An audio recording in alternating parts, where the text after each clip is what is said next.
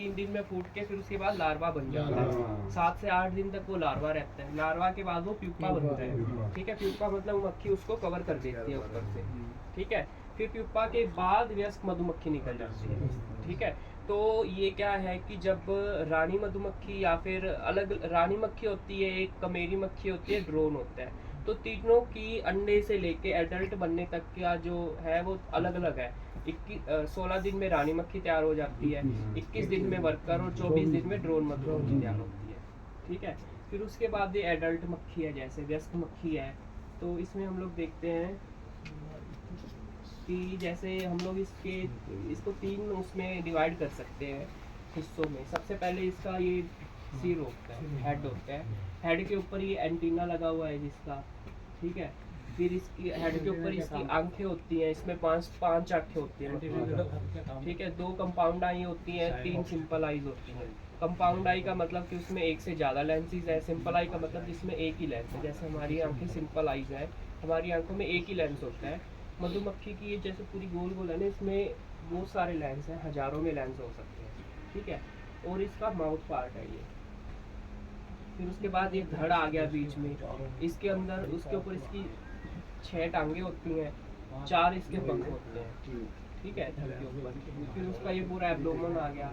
ठीक है, इसके अंदर इसकी वैक्स की ग्रंथियाँ होती हैं जो यहाँ से वो वैक्स निकालती है, और इसका डंक होता है लास्ट में। ये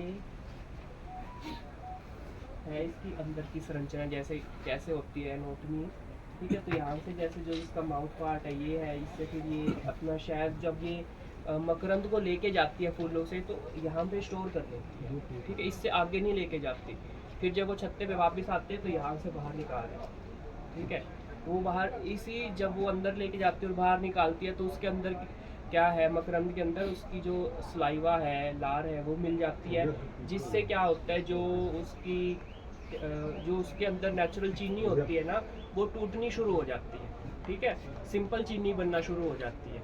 तो जैसे फ्रक्टोज है वो ग्लूकोज बनना शुरू हो जाता है, सुक्रोज जो है वो ग्लूकोज बनना शुरू हो जाता है। तो इसी कारण से हम लोग कहते हैं कि शहद को हम खा सकते हैं रेडली, वो मिनटों में हमारे शरीर में पच जाती है, क्योंकि वो पहले से आधी पची हुई होती है। ठीक है, फिर उसके बाद ये आ गया उसका मतलब बड़ी आंख, छोटी आंख है, और ये उसका डंक होता है जो लास्ट में होता है शरीर के उसके। जब ये हमें डंक मारती है और एकदम से जब खींचती है डंक को, तो डंक जो है वो हमारे शरीर के अंदर ही रह जाता है, और फिर क्या है, वो मक्खी मर जाती है।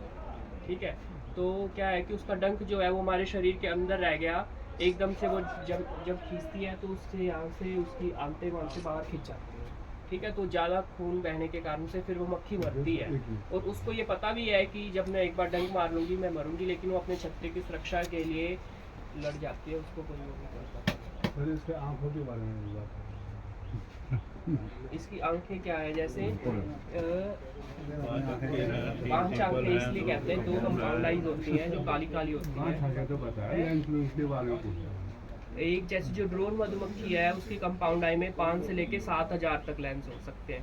इनका काम अलग अलग होता है। जैसे जो सिंपल आई है वो इसके शरीर के ऊपर होती है, सिर के, तो उससे उसको पता चलता है कि रोशनी कितनी है, कम है, ज़्यादा है।